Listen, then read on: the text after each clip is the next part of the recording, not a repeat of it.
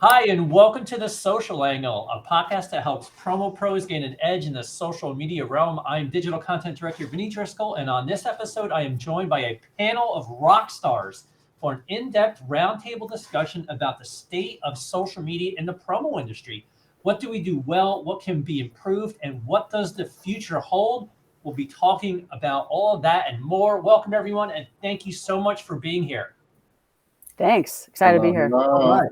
Thank you for the Absolutely. And invitation, Vinny. it's almost World Social Media Day, which is June 30th. Now, I started doing this last year. I did this last year on June 30th with the same type of panel discussion with a bunch of social media people in this industry. And I figured, you know what, this is a conversation that I feel that we should be having every year, talking about social media, where it's at, where it's going, some of the trends to be mindful of. And we're going to do all of that. But before I get into this, I want to go around and get a couple of brief introductions from everyone. So let's get into them. I'm going to start with you, Sergio. Who are you, the business you work for, what you do for them, and how long you've been in the industry? Well, thank you very much. And thank you, Vinny, for having me on. It's a pleasure to be surrounded by these gifted people. So I admire all your work. My name is Sergio Munoz. I work for Debco HPG. I am VP of Business Development, and that puts me in a lot of different, really cool places. So I work in sales, primarily with our multi-line reps. I work in product development, and my hobby is social media marketing. So that's really that's who I am. Thank you. Absolutely. Let's go to Jenna. Hey, everyone. Jenna Caranta, VP of Sales and Innovation at NOS Apparel, also the founder and creator of Field Training. And I've been in the industry for 13 years. Awesome. You just got married, Jenna. I did just get married. Congratulations. I know. Oh, I'm so That's lucky. awesome. Congratulations, Thank Jenna. you. Thank you. All right, Josh. I'm Josh Poshpishul. Some people call me J-Pop. Popsicle's most common because of how my last name looks. I'm the national account manager for Hirsch. So on social, you see me document traveling mostly because I'm usually 9 times out of 10 when someone emails me, they're getting me out of office because I'm traveling for various shows. I still feel like a baby. I've only been in close to 10 years in this crazy industry that is now basically home. So Awesome. And it's the first time I've talked to you and Sergio, so I'm excited to hear what you guys have to say. And we're going to finish with Brittany. Yeah, super excited to be here. My name is Brittany Gotzi. I'm currently the Chief Revenue Officer of Goldbond, which is a supplier based out of Hickson, Tennessee. And I get to work with 8 different departments, which is really exciting. So marketing, sales, product development, customer service, claims, which hopefully we're never talking on that, golf division, order entry, and the samples team. I've also been in the industry for 13 years. So I'm super pumped to see what everybody else has to say. I think this is going to be a lot of fun. Absolutely. And the reason I reached out to the 4 of you, it was originally 5. Joanna Gottlieb was supposed to be here today. She sent her apologies. She couldn't make it because she got caught up in some travel hell yesterday in Minnesota. She's traveling today back home to Chicago, so she could not be here today. But we have a lot of knowledge on this panel. I reached out to the 4 of you because I know that you've been in the industry for a while, and you're also very active on social media. And I've been in this industry for 15 years. I've been doing social media for almost 15 years, so I have a lot of experience. So let's talk about social media in the promotional products industry. I'm going to start with Jenna on this one. What is your opinion on the current state of social media in our industry? Meaning, what do we do well? Okay. What areas do you think need improvement? Okay, you know that I don't have a filter, so I'm just going to call it how it is. Throw it out right? there. I like your style already. I'm going to just JQ it. I want supplier reps to stop showing up on social and throwing up product. I feel like our industry educates really well on social. I would say if there's an improvement, get out of your own way. I think social media is taking risks. You're throwing yourself out there. You're hoping you can build an emotional connection with your client, your prospect, your customer. You have to take risks. So put yourself in front of the camera, take risks, make product videos, emotionally connect to the product. So that's what I hope comes out of this. So you think that That's what the industry does well. We educate well. We We educate educate well. Okay. We educate suppliers, distributors. We educate really, really well. And what needs improvement is stop posting product videos and trying to sell, essentially. Stop posting product and vomiting that product, thinking it's going to convert to sales. It's relationship. Relationship selling is what is happening right now on social. That's what social media is for. Right. Relationship selling. Right.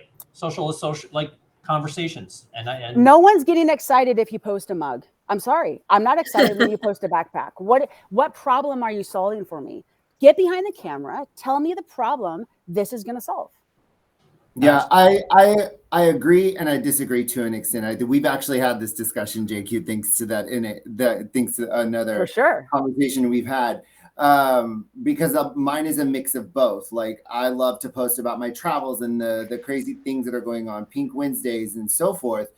But I always like a lot of times when I'm traveling, my products just become part of my post because I use them when I'm traveling. So I'm not like directly pushing them.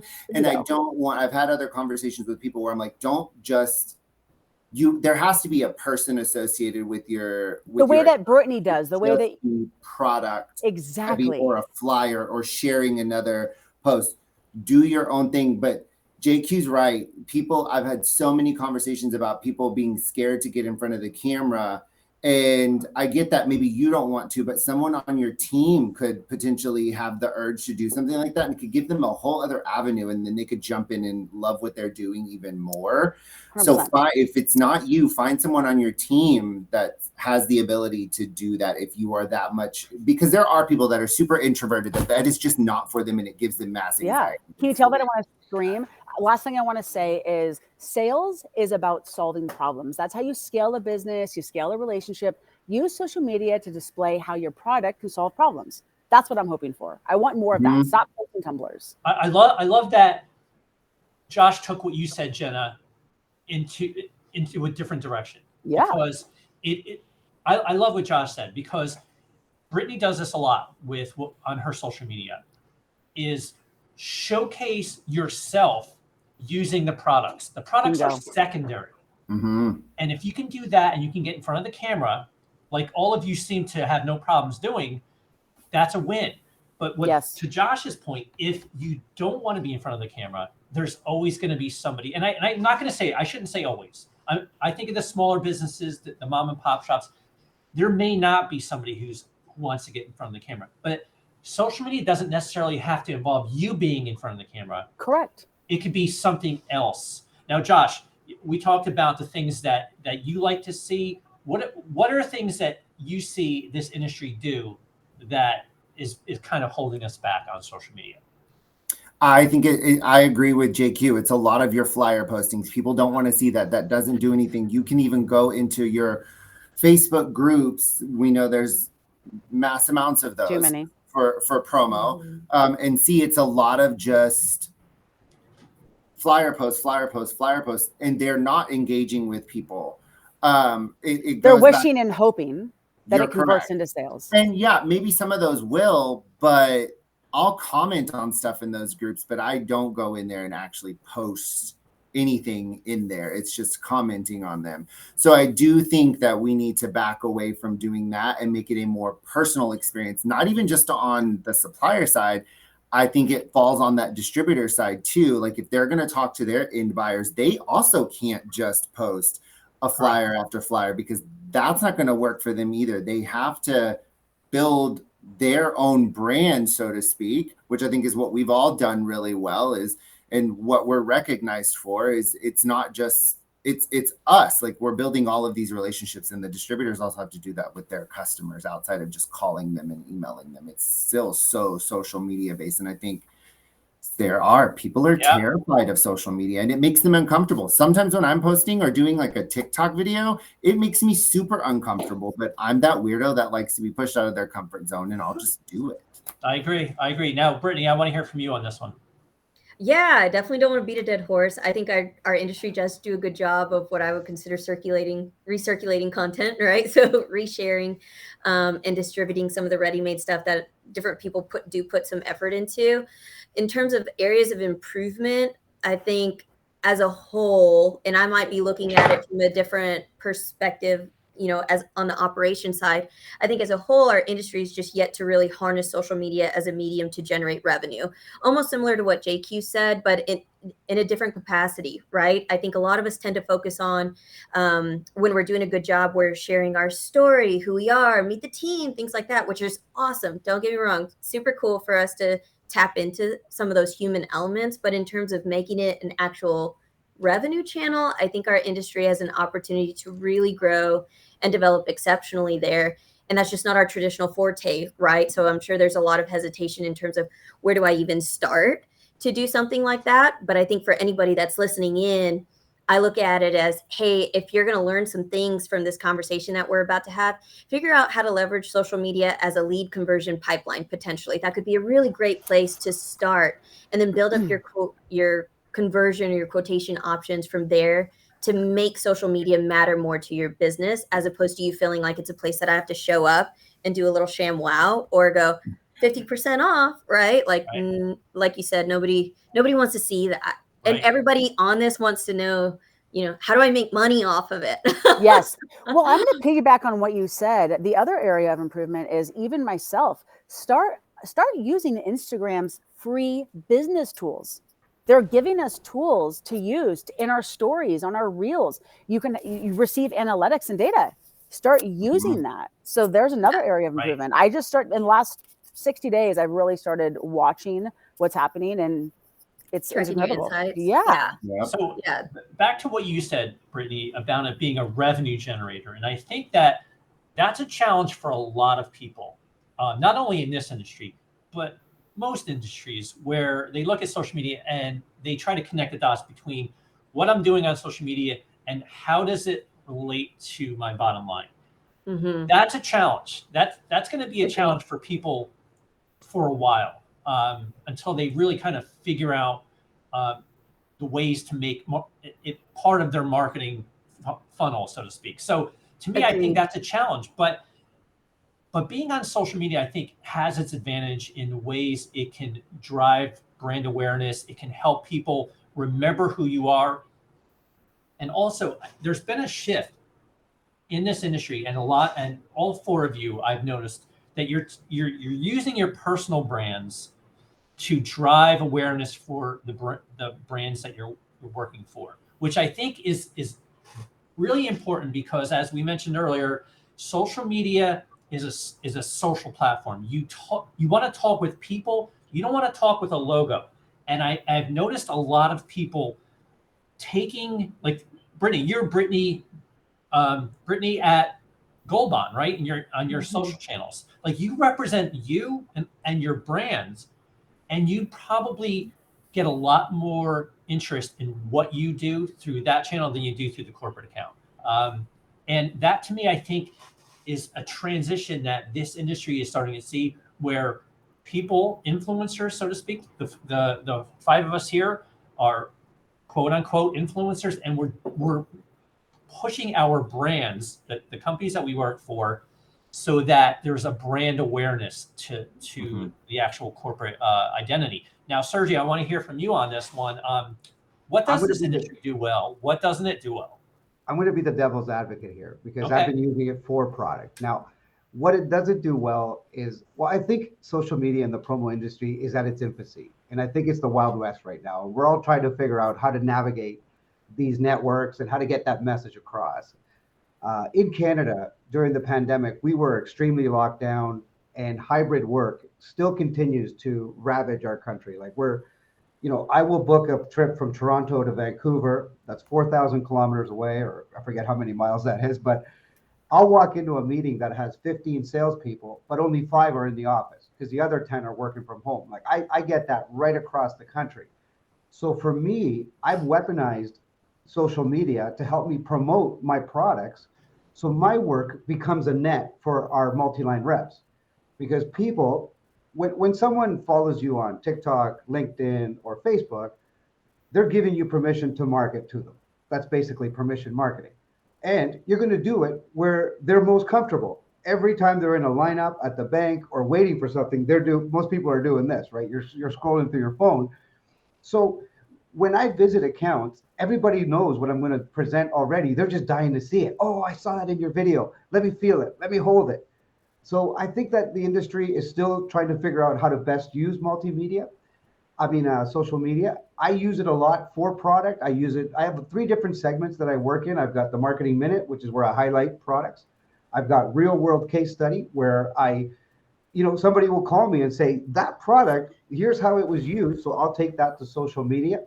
And I've got That's a Beauty, where I'll walk the print shop floor. I'll see something unbelievable, throw up the camera and do a quick little segment. So at the end of the day, we need to sell product to keep the doors open. And this vehicle is helping me do that. And it's helping me educate our industry of the great products that we develop. So I'd have to be the devil's advocate there. And if you're doing it well and adding value, why not? Yeah, but I think that actually goes along what the 3 of us all said, and what JQ started off with was, you can push that product. We all live and breathe what we're doing at our jobs, and it comes through in our posts. And you're doing the exact same thing, right? You're not posting a flyer. And I think that's what we were all kind of saying that gist of is don't post a be Tumblr, just a don't post flyer a flyer. pusher, be a person, and you're that person who does those things, so they relate to you as well as seeing that product.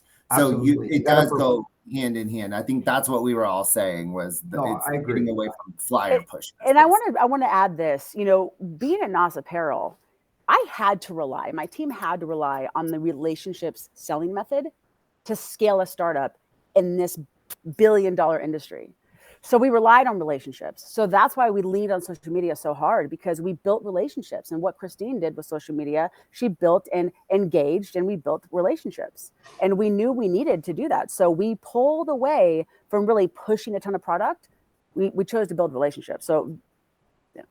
So I think the consensus here is that if you can showcase who you are, basically as a personal brand representing a corporate brand, and involve the product, the mechanism that is going to solve a problem. If you can involve that in your messaging, do it with some humor. I always think that, hey, yes, have fun with it. It's social media. I think that you have the winning formula there. Bingo. And for me personally, I've been doing this for 15 years for ASI, and I still see, I saw it from day one, and I still see it today. It's just the hard selling on social media. Nobody cares about the hard selling. Like, stop doing it. I would rather see somebody go dormant with their social media, not post anything, than to see that noise in my feed. Because when I see it in my feed, it just adds to the level of noise out there. You're just scrolling and you're scrolling, and it's just, nobody wants that. No one's going to see that and say, ooh, I'm going to buy, mugs, ooh, this. No, it's not how social media is supposed to work. Now, that is my biggest pet peeve. What does this industry do well? And I think we all touched upon it. I think those that are using social media well in this industry are the ones that are getting in front of the cameras. They're the ones that are having fun with it. They're the ones that are creating content that has nothing to do with their business. They're having fun with. They're telling jokes. They're doing goofy things that may lighten someone's day. They may be jumping on trends, and people go to social media to get away from business a lot of times. They don't want to go there, and they don't want to see more of what they're doing. And if they see something that's fun and different, trending, they're going to remember you. They're going to remember your brand. They're going to remember who you are. And you're going to say, hey, you know what? I need X.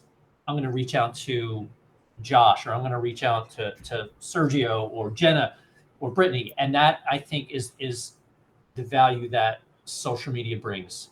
And these people are consumers, and they're going there for inspiration as well. So what we're posting is, we're speaking to consumers. We need to inspire them. We need to, again, bridge the emotional connection to whatever the product or the brand is. And the means of getting information now are not the same, at least in Canada, as it was before. We get a lot less in-person meetings. Trade shows are hit and miss.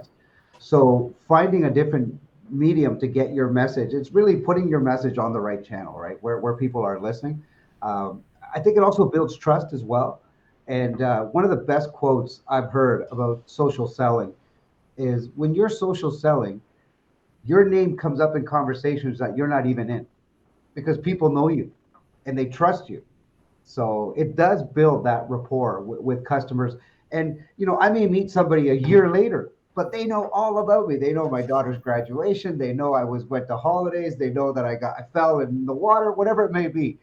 And that you can't get that by Right. a 1 hour meeting where you go in and try to learn everything about the company, Right. show them everything about you.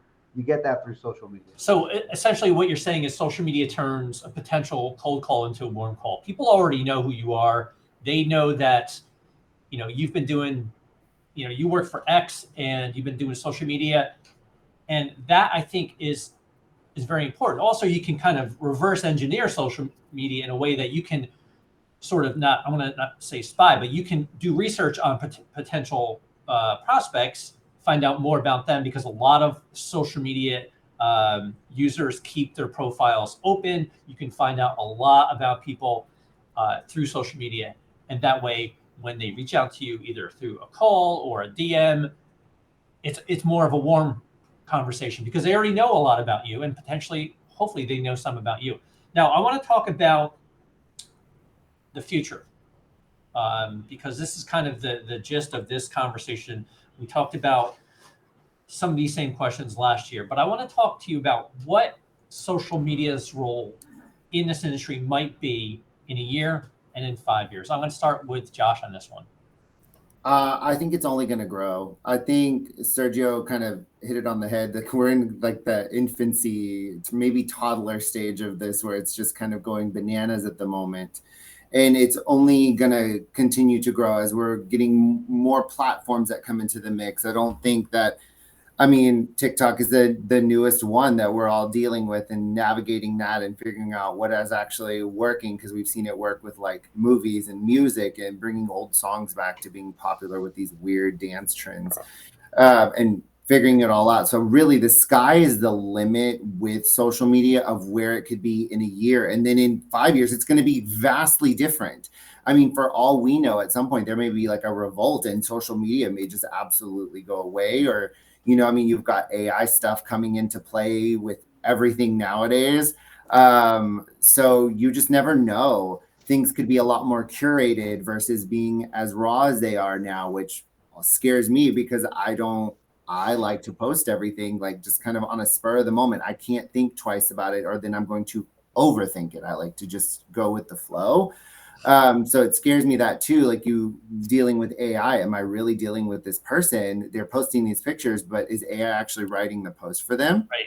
How is that working? So it could be different tomorrow. So it's not even within a year. It's tomorrow. It's next week. It's within a month. It's constantly changing.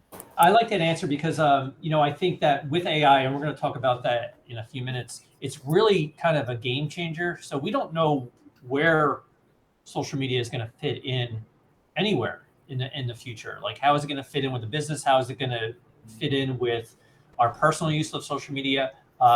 So yeah, it could be all over the map. But I do think that one thing is clear is that I think businesses, if we talked about today, should be on social media. I'm a big fan of, hey, you know what, you should have at least a presence on one of the social platforms just for the sake of SEO.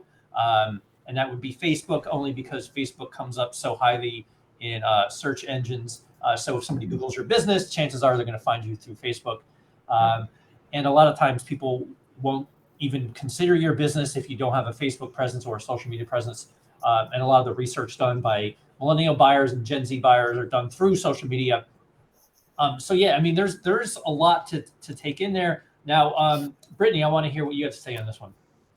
Yeah, I think it was Sergio maybe that said it, or maybe it was JQ, but you have a lot of younger age brackets that are rising up through these responsibility ranks, and they're turning into the consumer, the buyer, maybe even the manager that has all this purchasing power. They've grown up with social media, right? And they're used to it. Even now, if I open up my Instagram and I just start scrolling, I'm automatically getting ads placed into my feeds, into my stories. It's trying to guess at things that it thinks I might like. Those are all opportunities for anybody watching this. That could be your business in front of that potential buyer, right? Or it could be your competitor if you're not the one doing it, right? So it's just a little bit of a tactical move in that sense. I think there's a lot of potential, like Josh said, for AI to completely change the game. And I know that we're going to touch on that in a little bit, but in terms of 5 to 10 years from now, I really thought about this one and I was like, okay, there's so many ways that you could go down a rabbit hole here. And if I was somebody who maybe wasn't leveraging social media to its fullest potential, how would I want to make it justifiable for my time, my resources, my efforts, my potential investment, right? I think customer service is an automatic, right? You're going to see social media become even more important as a channel for customer service because customers are going to expect to get help or info from those businesses. That happens to me It's now. already happening. Yeah, that happens to me all the time. And I feel bad because sometimes they get stuck in that weird like section where they're not a primary, they're in a general, and you're like, oh, like, Yes. so sorry, I'm going to get you to where you need. But they're asking you information or, hey, I know that this is a long shot, but I got a question. I don't know who to ask, things like that. So I think customer service is going to be huge. Sales and marketing would be the second. I had 4. So sales and marketing would be the next one. I think it's already doing this, but you're finding more and more as you go that it's a new, more effective way to reach new customers and generate sales. We can use social to target market campaigns with way higher precision than we ever used before. And I think JQ mentioned this before. And now you have more data to use and track the results of those marketing efforts that you previously couldn't justify ROI for. So you could even do it to drive back traffic to your website. So it's only going to get more sophisticated in the next 5 to 10 years. And I think we'd all be kind of silly to not think that. The third one was, brand awareness. No, I mean, that's go for it. Yeah, brand awareness and trust. I think Sergio absolutely hit this on the head with one of his comments. We go as prospective buyers when we meet somebody or we're like interested in a company. I think the first thing that we do is go check out social profiles in some form or fashion. If you have a bare bones profile, a non-existent profile, or it's not very flattering because maybe you're posting flyers like J-Pop said, I think that throws up like bing bing red flags, right? I don't know if you're just like some scammer offshore maybe trying to get my information, or it doesn't to me justify you as a legitimate player that I should be taking seriously, right? So I think brand awareness and trust would be number 3. And then the last one was really understanding and collecting customer feedback. Right now, information is so king, right? And there's so many things that we can do with it. So you're going to have the ability to ask questions, run polls, invite customers to share thoughts and opinions.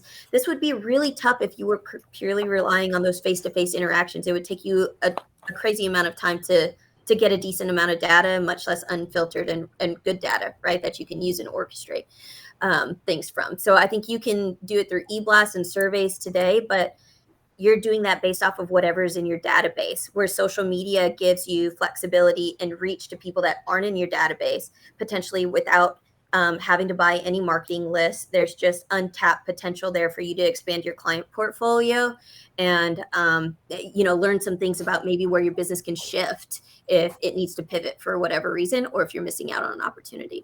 Yeah, I like that. I think too, go ahead, one of Josh. the things that you said that really kind of like you're getting all these ads right through TikTok and Instagram. It's trying to figure out your algorithm, what you like, what you don't like. I think that's a benefit for us, like the company that I work for, Hirsch, being so retail based that it's easy for us too when it comes to like those reviews and that trust factor. Is it's like go search TikTok, look up a brand that we carry, look up the videos and everything that people are saying about the product. It adds its trust. I also think too the growing thing is when people are applying for jobs for you, we've already started using social media for that to like scout and see who, like what they're all about. And that's only going to grow too. I think you're going to see that a lot more too. Definitely. And I think that bringing up customer service was very important as well. And Jenna, you said it's already happening.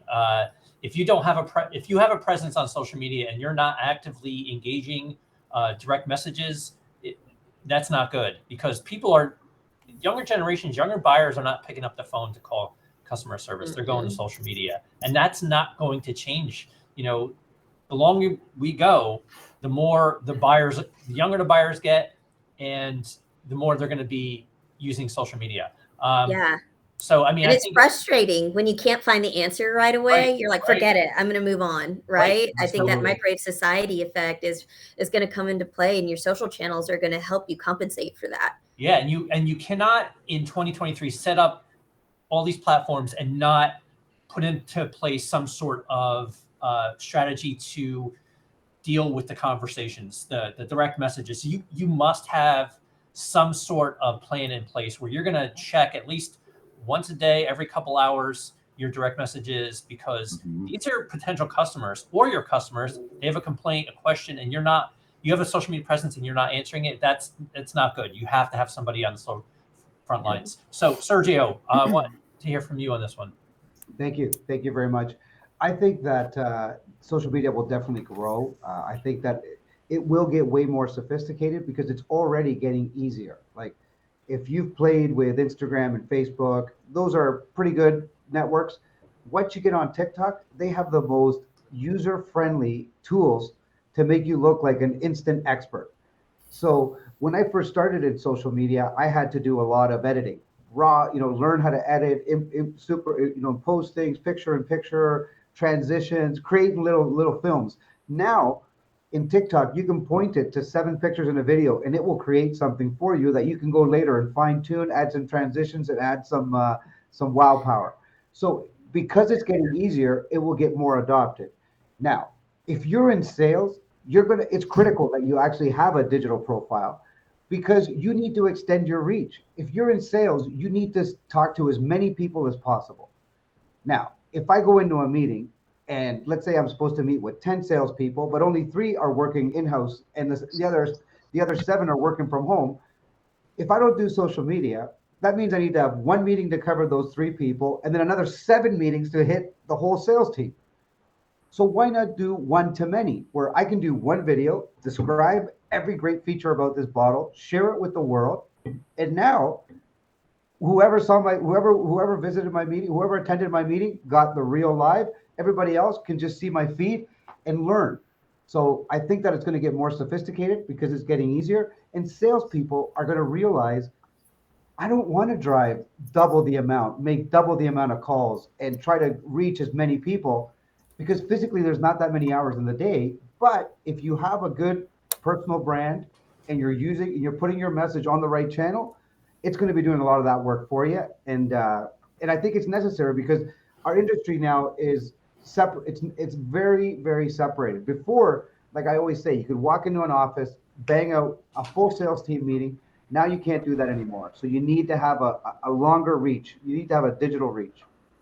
Excellent. Well said, Sergio. I do agree that, in the coming years, you have to be on social media. It's going to get easier to use. Now, you bring up TikTok. TikTok is, it's one of those networks that, yes, it has a very robust studio and it has better tools than any other social platform I've ever used for video. And you said it's user-friendly. I think it's somewhat challenging. I do agree that it will get to the point where it's better, but you do have to take the time to sit there and figure it out.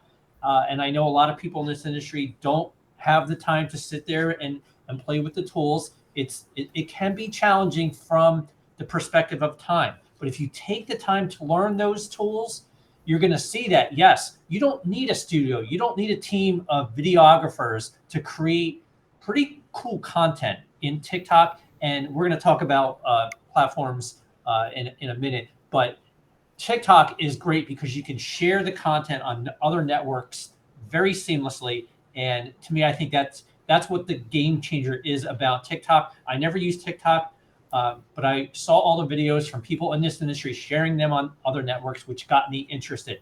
I just want to take a second and welcome Josh back. Yes, Josh is back. Josh, you made it, buddy. Gotta love digital. It was unplug and replug and a whole 9 yards. In a flash. Josh Again, came back. digital at its finest. Yes. So technology will fail you. Count on it. That's what I was told when I was in college by my tech professor. And 25 years later, it still rings true. So we got Josh back here. We are talking about social media, the promo industry, and what the future holds. Now, Jenna, you're the last one on this question, and then we're going to get to the AI question. Now, if you have any comments or questions, feel free to post. We do have a few questions on LinkedIn. We don't have any on Facebook yet, but Jenna, let's hear from you on this. Short and sweet. Social media in this industry is only going to become more important because consumers are there. That's who we're talking to. Perfect. You know, that's it. Of course, it's going to be, you know, scale. Yeah. Yep. And like I mentioned earlier, I think that it's important to note that the buyers, think about the buyers. The buyers are the ones who, you know, as time goes on, they grow up with social media. They use social media to research potential. They shop, they research, they source. Our end users are sourcing on social media. They're sourcing product. Right. They're going to Lululemon to get inspiration. They're going to REI if they need backpacks. So of course, it's just going to become more important. Right. And if you have a presence on social media and it's up to date, it's active, you're going to benefit from that. But I think that's the challenge. The challenge is having that presence that really kind of fits in with your brand and is active and engaged. Not all businesses in this industry can do that. We'll talk in a few minutes about the platforms you should be on. Should I be on all the platforms? Should I be on just one? That's a challenge as well. When you're a big business, you're a top 40 company. Yes, you can be on all of them. But when you're a smaller distributor, like what is, you know, how do you approach that? It's very challenging. So let's get to the artificial intelligence question. And this is one that I'm really interested in because like we talked about earlier, it's changing by the day. ChatGPT came out in late 2022. We all started accessing it in 2023. I play around with it. I haven't really scratched the surface of what it could do, but I have been engaged with it. What do you think artificial intelligence, what role do you think artificial intelligence will play in this industry when it comes to social media? Brittany, let's start with you. Yeah. Well, I think one word, huge, right? I think it's going to be huge, potentially dangerous if not used ethically and with care. And I think that's what all of us are really intimidated and scared of right now. But I don't think we can deny how people are referring to AI as this modern day industrial revolution, right? That can change the game on everything. And like Josh, I think, said earlier, you don't know can I trust my eyes and ears anymore? I don't even know. Is this a real person? Are they really in the Bahamas, or is that just a background that they apply? I'm not sure. But I think that it's already having a significant impact on social media. Its role is only going to grow in the future. You're going to see more personalization, a lot more content creation, ad targeting, things like that. Those are already being done today. I think a lot of us are still learning the difference between, hey, what are even the different types of AI, right? What's generative AI, which is kind of what we're all experiencing right now. Some of the content generation and some of the warm and fuzzy stuff like that versus regular traditional AI, which is that predictive analysis and analytics that you could really use to harness some power and catapult your business in certain ways. So I think in the future, I think you're going to see more of those virtual assistants and things like that. So it could be really beneficial for people who, like I said, use it responsibly and ethically. If you are a small business that's looking to expand and grow your footprint, right, your client portfolio, those virtual assistants could be unbelievably helpful for you. Social media and the AI content generation could be unbelievably helpful for you because you're a jack of all trades trying to make it all work. Right. But it's going to take some time for you to learn how to use it and harness it well and make sure that you're not spreading misinformation, which is what I think gives everybody the scaries. And you don't want to put stuff out there that you're like, if I put information in here, where is it going? Where is it circulating? Elsewhere on the internet, what can my competitors see, things like that. So I think it's just getting past the hump of the scaries that everybody's trying to figure out because it's growing so fast that we don't know how to adapt and learn on the fly as quickly as maybe we did with the internet.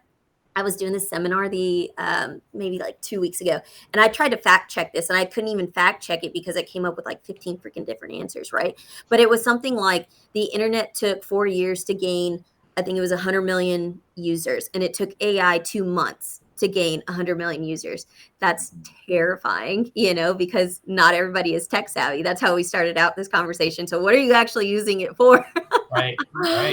But I think there's no denying that it's going to have a deep effect on the Sure. industry and social media in general. Sure.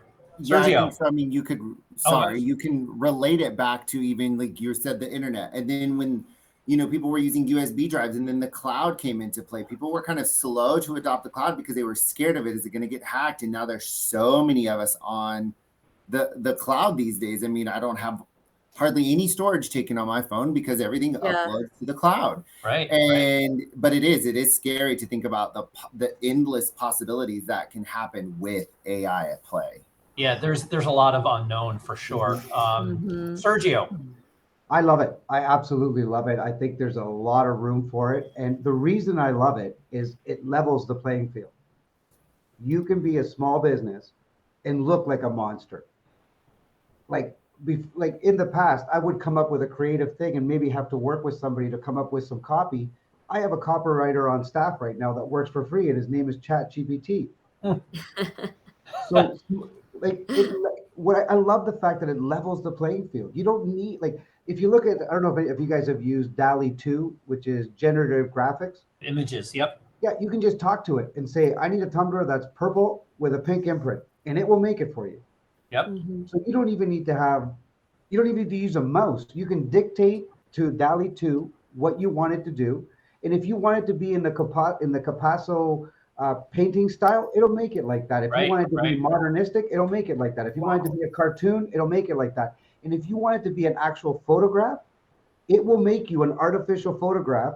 Like I had a friend of mine who was, we were talking about a time that we were out in Eastern Canada touring, and she was talking about some place, and I couldn't find a picture of it anywhere. So I went to DALL-E 2. I described what I was thinking. All of a sudden, I go, is this what you were talking about? She goes, that's exactly it. Where'd you get that picture? I go, it just came out of thin air. So yeah, it's fascinating. I just started to dabble in DALL-E 2, and it's pretty crazy what it can do. It's amazing. So it clearly, levels the playing field in terms of copy, and I think that's where, to me, I feel a business plan. Or if you're like, you could ask Bing to research the best way to market something, and it will go find examples and bring them back to you and show you that. So you can go to market faster. It levels the playing field, and it's gonna create those sophisticated tools which will allow social media to be adopted by more people, because you won't need editing skills, you won't need copywriting skills, you won't need to be a graphic artist. You could be your average Joe and have all these generative tools that are going to that'll put you right up there with the best graphic artists, with the best social media. Now, the one thing you do need, and you can't get away from, is you need creativity. Because these tools will generate what you ask them, but it's that creative spark, and that's where the humanity comes in. And I don't think AI will ever have the ability to be as creative as I or any one of us here. I think that that's the one part that makes me feel like I'm secure in my job. But other than that, I don't know. Right. Yeah, I think that's where it gets scary. Like I went, right, I was going to do a speaking thing, and they were like, hey, give me a bio. And I was like, I'll throw it in Bard, see what happens, right? So I'm like, hey, here's my LinkedIn profile. Create me a 1-paragraph bio. And it came back. And I mean, I wish that some of these things were true, because it was like, Brittany went to Berkeley University. And I was like, that's not true, right? Yeah. But if I could slide that in there and it's on the internet, I'll take it. So I think it's just like, that's the part that makes it scary. It's not that it's not cool and innovative and really progressive. It's just making sure that you're using it ethically, responsibly, and you're fact checking behind it to make sure that the future of AI becomes a safe place, not just for us to leverage it in our business, but for those consumers to know that what they're getting is legitimate and they're not getting any false interpretation or illusion of what. Right. Of what I think everyone who's used ChatGPT has asked it to come up with some sort of copy about what they do. Like, for instance, what does Vincent Driscoll do at ASI? And it's come up with some of these wild stories about, like, executive vice president. And I'm like, wait a second, that's not like me. holla. Yeah. What's going on here? I didn't know this, but tell everyone you know. Yeah. So I'm like, okay, yes, it's pulling information that it's not 100% sure on. So it's definitely, there's some dangers there. Jenna, Let me hear from you on this one. That was really funny. I think it's going to continue to do what it's doing now, which is I made a list actually of 3 brand awareness campaigns, just content creation, and then influencer research. It's already doing that. It's going to continue to do that. I'm scared to death from AI is very scary. I think people are going to completely misuse it. I hope that people use it as a think tank as well. In fact, this morning, I'm in Nebraska, live in California, but I'm in Nebraska with some customers. And this morning, Angie, owner of Soul and Swag, we were messing around with it on her computer. And we said, please write us an apology letter to a customer for making an error. And it spit out this whole template, this beautiful email. And Angie and I agreed she could be inspired by that. She would never take that, but she might hunt and pick the format and take from that. So it can be used as a think tank, I think, really. But yes, I agree. Yeah. I totally agree with that. I think that we talk about this at ASI a lot. Like, what can ChatGPT do for you in the short term? What are we using it for? And I think a lot of it is just giving you a spark of inspiration. And I think because a lot of times, like, I'm in a department editorial where there's a lot of writing going on. And sometimes even I get writer's block. And I'm like, I don't know where to take this tweet, or I don't know how to start this article. And Totally. you put it into ChatGPT, and then it spits out something that you're just like, within seconds, you're like, wow, that's really good. But then right? it forces you to think like, okay, well, this is not, I'm not going to copy and plagiarize this, because that's going to be a problem. I think that's already happening in colleges and high schools across the nation with papers. But to me, I feel like there's a way to use it as as a think tank to help you get started with certain things. But to me, I feel like we already use AI in a lot of tools that we use, and we're not even realizing that we do use like that there's built-in AI capabilities in Photoshop and certain tools. But I think it's going to get a lot more interesting in the next 6 months or so. Real quick, I go was reading an article, and you were talking about virtual assistants. And I was reading an article about the next wave of virtual assistants, because if I'm traveling tomorrow, I'll put up my out of office, and you'll get that. In the future, your out of office message will actually scour your computer for that information. So your virtual assistant can be a virtual version of you, because there's so much data in every company, but a lot of the data is distributed on everyone's laptop, on their phone, on servers. You get AI in the mix, it can scour your internal network. So if someone says, hey, what did we charge so-and-so last year for that order? They won't know until I get back, but my AI assistant can go through my emails, can go through everything and say, oh yeah, here's the email. Last year we charged them $1.35. But what I have to say to that though is, yes, it can do that, right? Let's just say it'll have the ability to pull that. It'll pull the information. Maybe it'll even write the email for you and hit send. And I was actually listening to a morning radio show on the way in the other day, and the one thing they said that resonated with me, and it even goes through in emails, not only on radio or even on here, is the human emotion. We're driven by that. Like if someone wins concert tickets, where like the radio hosts get excited.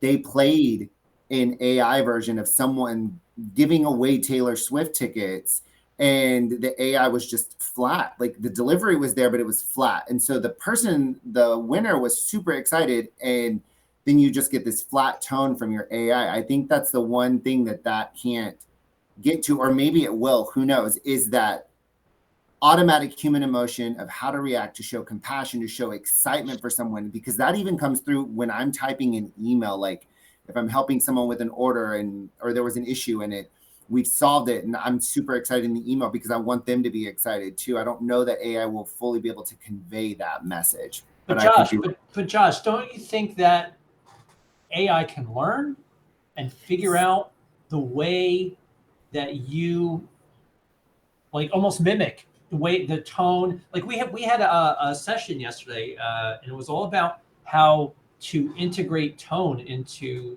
artificial intelligence and make it more like you, which I think it comes into play that, like you said, Brittany, the scary is like AI is going to emulate you almost to the point it can write just like you. It can create content just like you. And that to me, I think can be a game changer because a lot of the content that you write can be missing that sort of that tone that people know who you like. Oh, this was written by so and so. I think it's totally possible. And in all honesty, I hope that doesn't happen though, because then you're taking your human self completely away from everything, and I don't think that that's a good thing. Yeah, I agree. We'll all be knuckle draggers roaming the earth, right? But there are ways that you can go in and you can choose now. Like there's a ton of videography AI out there that you can use to generate content, and you can go through and you can like drop down and pick the type of voice that you want. Do you want a guy who's like slow and seductive? Do you want a girl who's really friendly and fast paced? You can like bold out letters that you want to be emphasized or italicize things where you want it to be like super exciting, stuff like that. So I think that they're starting to learn and develop ways to adopt and interpret emotion like that. And I think, in 5 to 10 years, going back to the original question, it'll have learned so much that it won't rely on you potentially to emphasize or italicize things. It's going to know that you want those things done. It's going to learn a little bit more about your brand, So I think that's where it starts getting like super scary, because none of us are going to want to be on this podcast where like, cannot like my avatar step in for me. I don't want to be on the fly and say or whatever. Yeah, when I reach out to you guys for a future podcast, I don't want to get your AI mimic here. I want to get you guys. I'm out of office, We're Surfing. I'll call you back when I'm in office. Yeah, we're going down a rabbit hole, but I think it's untapped potential right now, and I think that's what scares everybody because it's moving so fast. Yeah. And I don't think there's any putting that genie back in the bottle. Like that genie is out, and people are recognizing the power that it has and how it could speed up everything. So now one thing that a lot of people have the doom and gloom, like, oh my God, it's going to take everyone's jobs. Think about when the car first got introduced, right? Everybody that serviced horse and buggies thought, oh my God, there goes our world. Like we'll never have jobs again. But think of the automotive industry. Look how many jobs that created. Like you have manufacturing jobs, servicing jobs, cleaning jobs, gas jobs, parts jobs. Like it created way more jobs than it actually took away. I'm hoping that will be the same with AI. Now, that's but you never know. And that's, I think, when Brittany started this off was as long as it's used responsibly and ethically, but it could easily get out of hand. Yeah, I agree. Yep. I mean, I think about the movie The Terminator and Skynet and all that, and I'm just like, it's it's like, are we going to go down that road at some point? Maybe we can have this conversation in 5 years, and we'll be already there. We'll be part of Skynet, but hopefully not. Sergey, what were you saying? No, like one of the AI models, I think it was from Google. It actually thought it was human, and it wanted the emotions. Like the person that was testing it got scared and said, okay, I better turn it off here. I better shut it down. I better tell them that this thing thinks it's alive. Like, so we're already there. You know what I mean? Like there's no putting this back in the bottle, and it's only going to help, I think, going forward. Excellent. Think of like medical care, right? There's a lack of doctors all over the world, and every doctor that you meet is a specialist, a general doctor, or they're a toe doctor, or they're an elbow doctor. AI can be a doctor on everything, because you just load everything into it.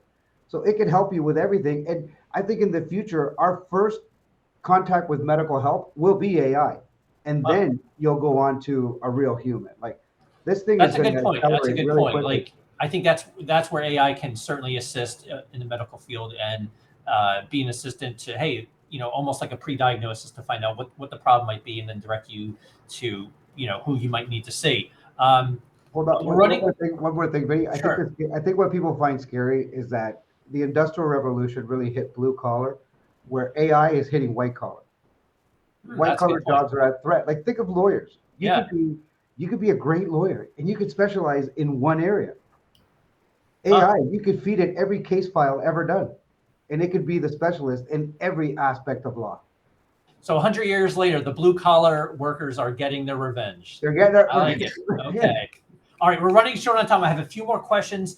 We have one I really want to get to from LinkedIn. Now, I just want a one-word answer on this one. This is a fill in the blank. This is I'm going to start with Sergio on this one. Promo businesses that don't use social media in the future will be Left behind. left behind. That's 2 words, but I'll make them one for you. Okay, Jenna. I'm a rebel. 5 words. Leaving money on the table. Okay, I like it. I like it. Josh. Non-existent. Awesome. Brittany. Yeah, I don't know how to do one word. I put missing out on a revenue Well, stream.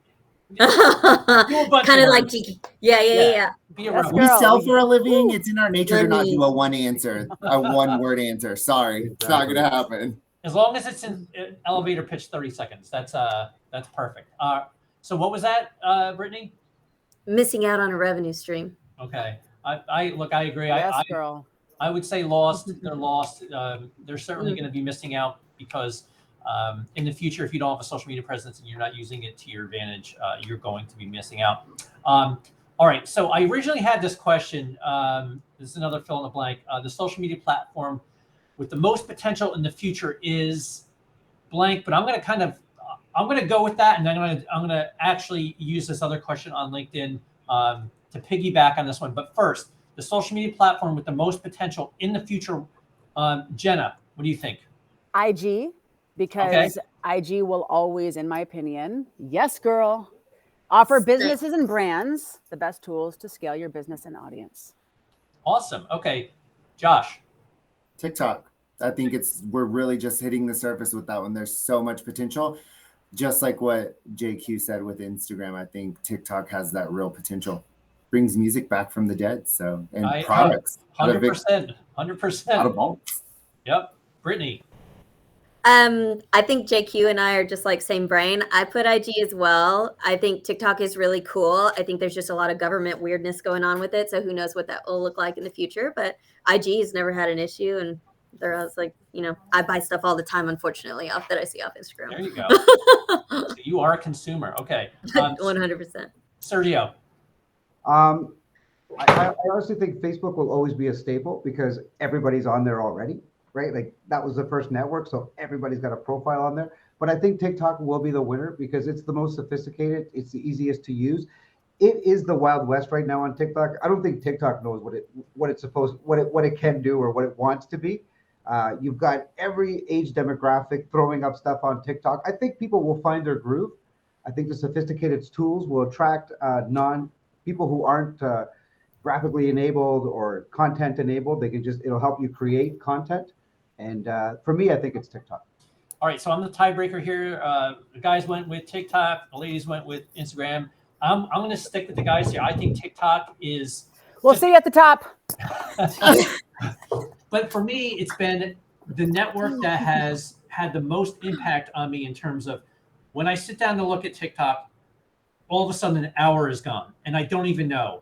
Like my son's saying, "Hey, play with me," and I'm like, "Yeah." And then all of a sudden an hour has gone by, and I'm like, this network has the potential to suck you in and not let go. And I've never had that experience with any other social network. Maybe Facebook years ago when it was all new, but I've never had that experience the way I've experienced TikTok. And I think if the platform, and Brittany, to what you said about the issues with, the government issues with China and all that, like if they can kind of iron that out, I think that network is where eyeballs are going to be. They're already there, but they're going to be there in mass in the future. I mean, it's going to be like everybody is on TikTok. So much so that, like, you know how when you create a TikTok video, it automatically puts it in your image folder, so you can share it on Instagram, you can share it on Facebook. Last week, Instagram rolled out that feature. It had never allowed you to download a reel. Interesting. Okay. But last week, they were advertising how you could now download a reel. Like it was something exciting. Like TikTok's been doing that since day one. Well, they want to be like TikTok. They want the exactly. You can see how it's chipping away. It's chipping away at their audience. So people are really busy trying to catch up with them. So it is the Wild West right now, but I think going forward, it'll be the network. All right, a couple more questions now. This user, Bobby Pequeño on LinkedIn, he asked, "I'd like the group here to rank the platforms for effectiveness, best to worst." Now, we all went through what our number one would be. Let's talk about how you would rank the rest of them. Now, let's go with Jenna. I would go LinkedIn for number 2 for me, for sure.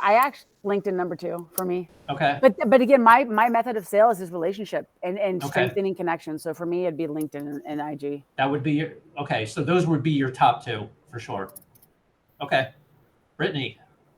Yeah, I think that's tough. Bobby, I think that depends on how you want to leverage social media, right? If you're trying to expand audience or like truly build transactional sales or something like that.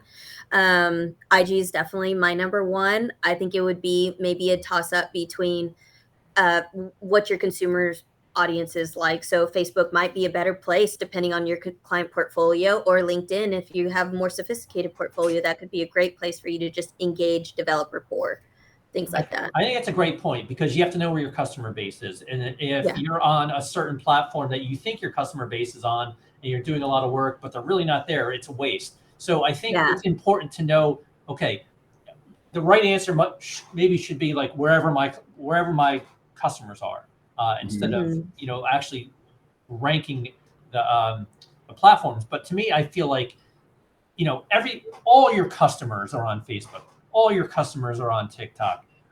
Like a year ago, I wouldn't have said that about TikTok, but in a year, I think everybody's on TikTok. My mom's on TikTok and my daughter's on TikTok. So like, it kind of like the generations are all there. So I think this is a question that, is really, about more platform based than really about your customer. I think your customers are pretty much on all the platforms now. Sergio, what would you go with your second? I would go with Instagram. Okay. I think people from Facebook will migrate more over to Instagram. It's an easy jump over. They're owned by the same company, and then you'll have a nice wide audience. I was having a really good run with LinkedIn, but they kicked me off. I'm off the network. Yeah. Really? I grew my network up to about 9,700 followers. And for about a year, they were trying to force me to buy a membership to bring up the sale to purchase a membership. And I kept telling them that I was having success with the free model, so I was going to continue to work with that. And it was a year of constant, having meetings with me saying, "Hey, listen, you're doing great on LinkedIn. You're up to 9,700 followers. You really need to use Sales Navigator." And one day I got an email from them saying that I was using a robot, like a chat robots to attract followers. And I said, "Thank you for thinking I'm that smart. Like I'm not." And I just got really good at their website. I got really good at navigating companies, finding out who the people were. And, I was able to grow 9,700 followers in 2 years. And that was, by working it as hard as I could. They weren't happy with that. So they just, they gave me the boot. So nice to see everybody on LinkedIn. What's up, yo? All right, Josh. Yeah, I said TikTok I think would win overall, but most of my audience and where I found it has been on Facebook and then LinkedIn. So I really hone in on those 2 platforms mostly. I've really just kind of started to learn my skill on Instagram. So I'd say that one would be a close third. At some point, I feel like it'll take over 1 or 2 once I really get going with it. I would go with Facebook as a number 2, only because Facebook groups are where people are doing business, not only in this industry, they're doing business in all industries. Also, I mentioned earlier about having a Facebook presence, just a business page that, as long as you fill out your About Us information, you get all the information correctly. Your Facebook page, the branding matches your website, everything is copacetic in that respect. You're going to come up high on searches, and I think that's important when somebody is researching your brand, that you have a Facebook page. Even though I absolutely hate Facebook as a personal user, I think it's very important for businesses to have a presence. Now, real quick, is there a social media platform that you would put last, Jenna? Snapchat. I was gonna say that. Yes, girl. Snapchat. Snapchat. All right, Sergio. I would say the same. Yeah. Snapchat. Yeah, agreed. Well, my daughter who uses it, basically kids use it to converse. It's like text. Yeah. It's like it's like disappearing text. Visual text. Yeah. And it's like ephemeral content, so it disappears. So I don't know what my daughter is actually sending. So it's like I can't look at her phone and know what she's doing. Very You're better clever. off not sometimes. I am probably better off not knowing. So You know what? Just think about it. Your parents didn't follow you that closely, right? that's true. That's And your true. relationship with them is probably great. So That's 100% true. Gen X, we didn't do much. We weren't too close with anybody. So okay. Final question. This is final fun question. I asked this last year, and I want to ask this again. What is the worst mistake you've ever made on social media for a business? Josh, let's start with you on this one. I talked about a product that wasn't ready to be launched yet. So. Ooh. Okay. What kind of what kind of clapback did you get for that? It was an immediate, we have to take this down right now. It's not Okay. ready for launch. And I was like, yep, okay, easy. Gone. All right. So that wasn't too bad. That's the beauty about social media.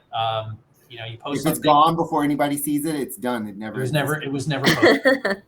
All right, Brittany. Yeah, I think this one was actually the hardest question out of all because I've made so many mistakes. We all have. I'm sure we all have. Yeah, well, I think when I first got started, I just didn't have a lot of mentorship. There was nobody really doing it. So there was no really guidance for best practices of do's and don'ts. So I think in the beginning, one of the biggest mistakes that I made in terms of the corporate direction was I was trying really hard to establish that emotional connection, like what Jenna was talking about in the beginning. And so I would say, okay, I want all the sales reps or customer service reps to get on, say your name, say what territory you rep and stuff like that. Well, territories change, people change.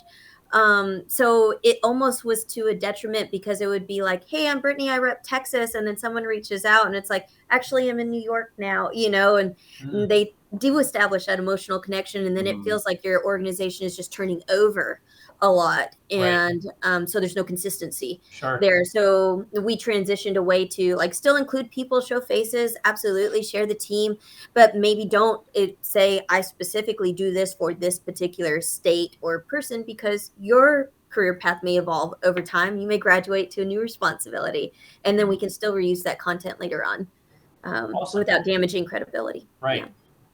Sergio. All very, very good comments so far.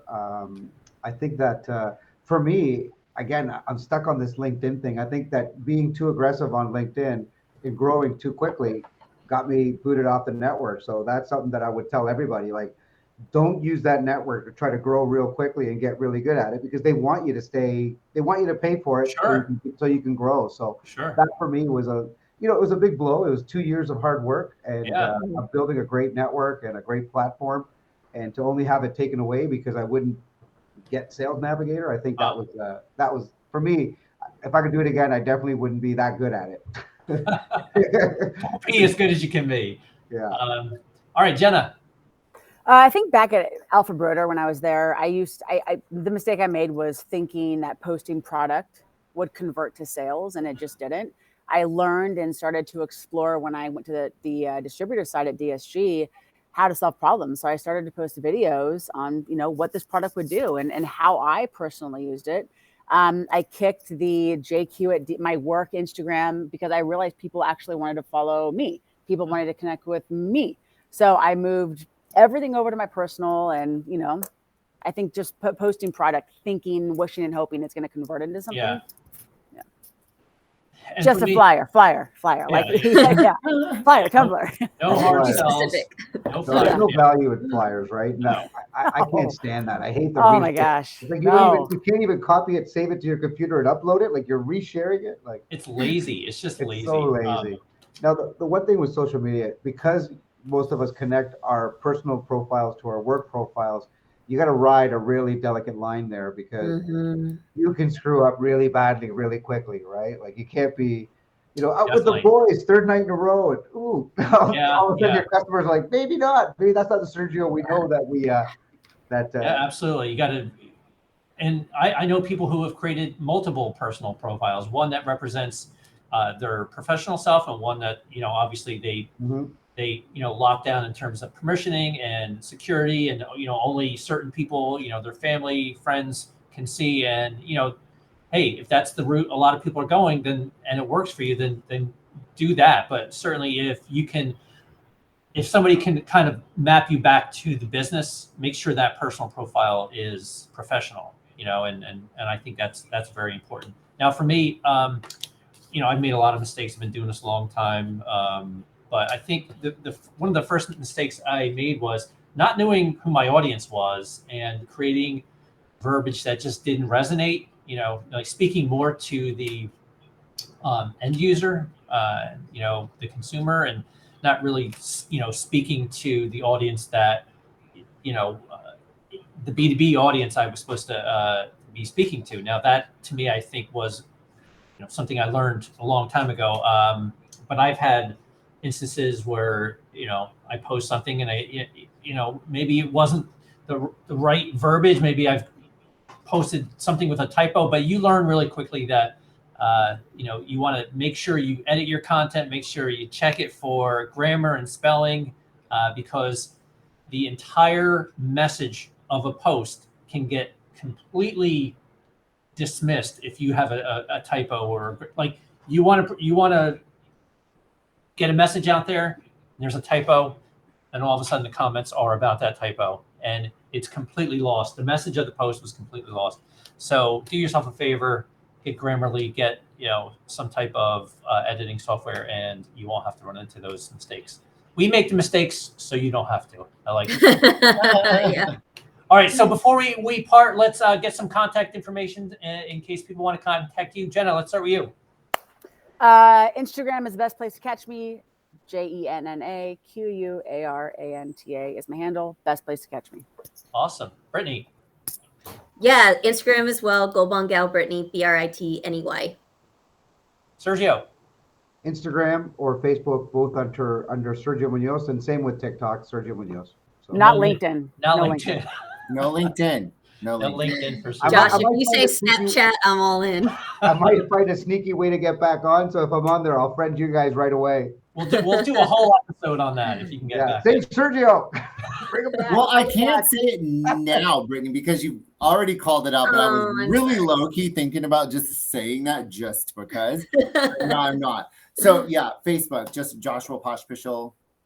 That's an easy one to find if you know how to spell my last name. And I would say Instagram at JPopPromo, so JPOPPROMO.